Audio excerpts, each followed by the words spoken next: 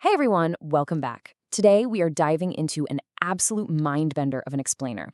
We're going to completely unpack a fascinating narrative that takes one of the most famous mysteries of the 20th century and, well, flips it entirely on its head.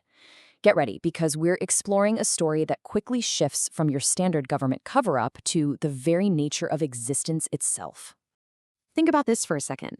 What if the truth behind the 1947 Roswell crash wasn't just about extraterrestrials, but about the origin of your own soul? I want you to hold on to that thought, because we are going to challenge pretty much every preconception you might have about this famous UFO incident. Now, everything we're looking at today comes straight from this fascinating narrative artifact. It's a book titled Alien Interview, edited by Lawrence R. Spencer. And just to be completely impartial here, it's really important to note that Spencer actually throws in a disclaimer right at the start. He states that, for all practical purposes, he considers the content a work of fiction, and he can't actually prove the original author even existed. But hey, whether you view this as straight-up science fiction or some sort of hidden history, it provides a highly detailed, incredibly structured story that we are going to break down for you right now. Section 1. The Roswell Survivor. Okay, so let's set the scene. Our chronological journey begins in July of 1947. According to her notes, Army Air Force nurse Matilda MacElroy was dispatched out to the infamous Roswell crash site. And she writes that she briefly witnessed the wreckage of an alien spacecraft, as well as several deceased alien personnel. But the real story kicks off with her unexpected connection to the sole survivor of that crash, an alien pilot who would eventually be known as Airl. Right off the bat, the military officials on site realized they had a staggering problem. The alien didn't speak. Literally at all. However, while examining the survivor, Matilda reported experiencing this direct, powerful connection of mental images and emotions. Telepathic communication was established.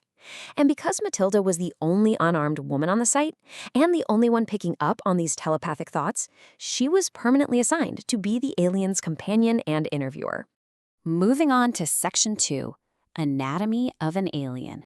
Now, what's really interesting about this slide is the sheer contrast between our biological constraints and Airl's physical form. Airl explained that her body wasn't biological like ours at all. It was what she called a synthetic doll body. Essentially, it's a highly advanced mechanical tool, or almost like an avatar, used just for operating in the physical world. I mean, just think about the logistics of a body built exclusively for deep space travel. According to the source, Airl's body had absolutely no internal organs, no biological cells, and didn't need a drop of water, food, or oxygen. It didn't even have a functioning mouth, nose, or ears, which kind of makes sense, right? Because in the vacuum of space, there is no atmosphere to conduct sound, and obviously no need to grab a snack. Instead, it was completely driven by an electrical nervous system that was uniquely tuned to Airl's personal frequency, sort of like a specific radio signal. Section 3. Breaking the language barrier. So, picture this. You've got the US military facing a massive logistical nightmare. How do you interrogate a being with no mouth and no shared vocabulary? They brought in top intelligence agents, psychologists, linguistic experts, the whole shebang. But Airl stubbornly refused to communicate with anyone but Matilda.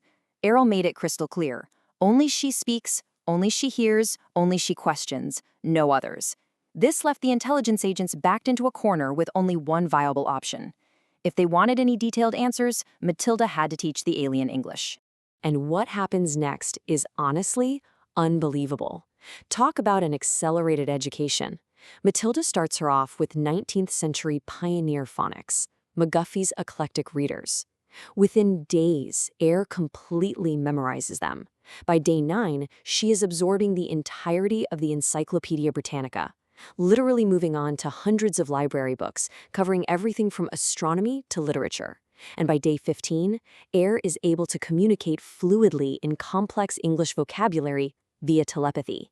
Just like that, the student had suddenly become the master. All right, Section 4, Immortal Spiritual Beings. So with the language barrier finally broken, our explainer shifts gears entirely. We are leaving 1947 military bureaucracy in the dust and entering into some incredibly deep philosophical territory. Airl introduces Matilda to a crucial concept, the IS-B. That stands for Immortal Spiritual Being. According to Airl, all sentient life in the universe, and yes, that includes every single human on Earth, is an eternal entity.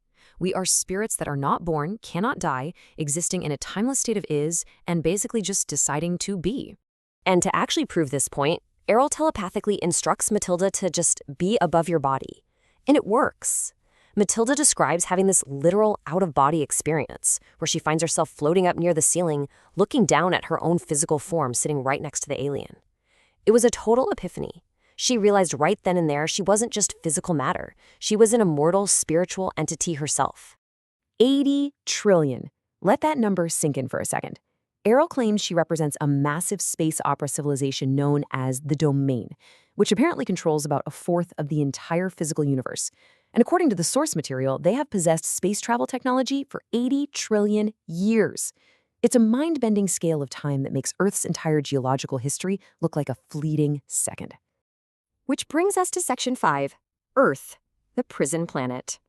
Okay, buckle up because here is the final, darkest twist of the source material, a revelation that completely reframes the entire history of humanity. Airl alleged that Earth is caught right in the middle of a cosmic war between the Domain and a rival civilization she calls the Old Empire. Now, the Domain supposedly discovered the Old Empire's hidden presence in our solar system through a really bizarre historical accident. Check this out. In the spring of 1914, an officer of the Domain took over the biological body of the Archduke of Austria just to gather some reconnaissance. But when the Archduke was assassinated, the Domain officer was knocked right out of the body and inadvertently got captured by hidden planetary defense mechanism. So the crucial point is, what exactly does that hidden mechanism do? Well, the Old Empire allegedly uses Earth as a literal prison planet, maintained by this terrifying systematic reincarnation trap. When an IS-B departs their biological body at death, they are captured by a massive electronic force screen that spans the whole planet. They're subjected to billions of volts of electricity, literally wiping out trillions of years of memory. And then they are hypnotically commanded to return to Earth in a brand new body, completely forgetting who they truly are. You might be wondering, well, who exactly is getting imprisoned on Earth then? The source material neutrally lists it out. Basically, the Old Empire casts down anyone they deem undesirable. This includes captured soldiers of the Domain, political prisoners, vicious criminals, folks who are just simply unwilling to work, and various beings classified as untouchables. According to Airl's narrative, every single person on Earth falls into one of these categories, doomed to loop endlessly with zero memory of their past cosmic existence. So let's wrap this up with a profound, eerie question that is definitely going to stick with you. We've explored the claims presented in Lawrence R. Spencer's text today neutrally, looking at this intricate narrative of a crash survivor who turned out to be an immortal avatar. But I ask you to consider the real core of this story. If Airl's account is true, are we really just immortal beings with amnesia, living endlessly on a prison planet? It's a fascinating thought experiment, and it definitely makes you look at the stars and, honestly, look at yourself a whole lot differently. Keep learning, keep questioning, and we will catch you in the next Explain.